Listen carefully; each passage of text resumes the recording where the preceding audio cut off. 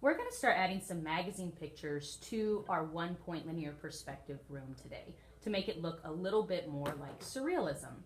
So the first step is, if you have not finished coloring every part of your room with crayon, you need to do that first. After that, you're going to go through your little pile of magazine pictures that you've collected. And if you didn't do a very good job of cutting them out last time, that's the first thing you need to do. And I know that my bigger kids are really good at cutting, but it's kind of just a matter of taking the time to do so. And I am going to be really looking closely at your cutting skills for this project, because if you just kind of slop through the cutting, this project isn't going to have that cool surrealism look that it needs to have. Kind of the cool thing about surrealism was that even though it had some strange objects in the artwork looked so real that you almost wanted to believe it.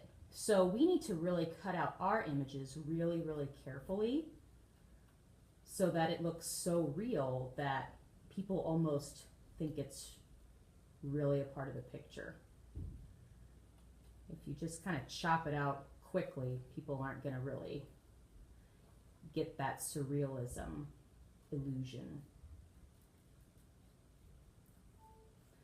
So I'm just really carefully trying to cut out my butterfly here. I'm trying to cut away as much of the background as possible without cutting off any parts of the butterfly itself. Okay. There we go.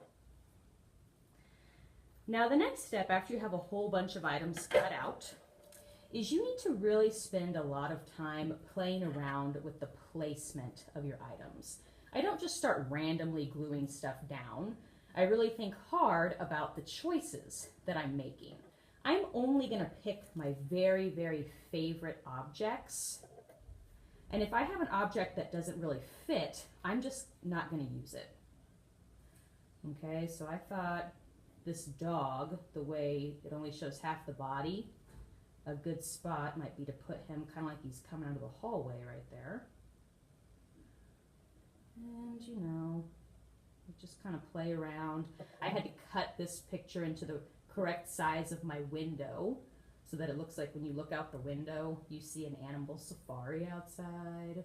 So that kind of took me a second. So I'm just kind of moving some stuff around. Now, as you're doing this, a really good tip is to look for places that you messed up. I kind of messed up my coloring right here and made this area a little bit too dark. So I'm going to be a problem solver and glue a magazine image right on top of that so that people can't see it very well. Now the same thing goes if I made something that I'm really proud of that looks really cool. I'm not going to glue magazine images on top of that to cover it. I'm going to make these images work with my drawing. I'm making them work for me. They're hiding my mistakes and showing off the stuff that I did well. Now, after you've got it really laid out carefully, it's time to glue. And gluing down magazine pieces can look kind of gross if you don't do it carefully, because magazines are made out of sort of like this weird slick paper, and it's really easy for it to look bubbled up and bumpy if you put a lot of glue on the back. So I have a really special trick that we're going to be using today called a glue squeegee. So you guys might know what a squeegee is. It's a tool used for wiping away water. And I use this technique for putting glue on the back of some collage pieces sometimes. So what I'm going to do is I'm just going to scooch this carefully to the side. And I'm just going to do one magazine piece at a time. And I'm also going to use a little piece of quick write paper just to protect my table from getting glue all over the back. Now the squeegee that we're going to use is actually just a little piece of mat board. It's like kind of stiff, thin cardboard paper, kind of, sort of. And then I'm going to open up my glue. And on the back of my magazine piece, I'm going to carefully add just a few glue dots, just like I usually would when I glue something down.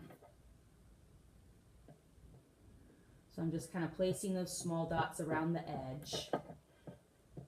You don't really need too many. This is just normal, just like you would regularly glue something down. Now the glue squeegee is going to be used to smooth these dots out into like a really thin layer of paste. So if I were to glue this down without squeegeeing, it would create a bump on every single glue dot and my paper would look really wavy. But if I take my glue squeegee and start to spread that out in a thin layer, it's not going to have that bumpiness to it. And I'm also trying to smear the glue off of every edge. Might need a little more on the paws here.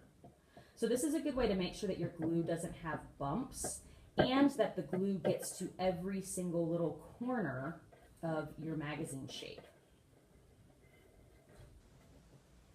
The only tricky part is as you're moving your magazine piece around, try to make sure that you're not getting any glue on the front part of your magazine because that will show up if you get that sticky glue on there. Now quickly, before the glue dries, we're going to get our room, put our image where it belongs, and then very carefully press it into place. And since we used our glue squeegee, it should be glued down really nice and flat without any of those weird glue bumps that we would usually get. And if you're missing glue on a little spot, it's okay to add just the tiniest little smear of glue. There we go. Without those bumps underneath the image, it's going to add to the illusion that that dog is really sitting in the middle of the room. So I'm just going to keep on going until I've added all of the Surrealism magazine pictures that I need.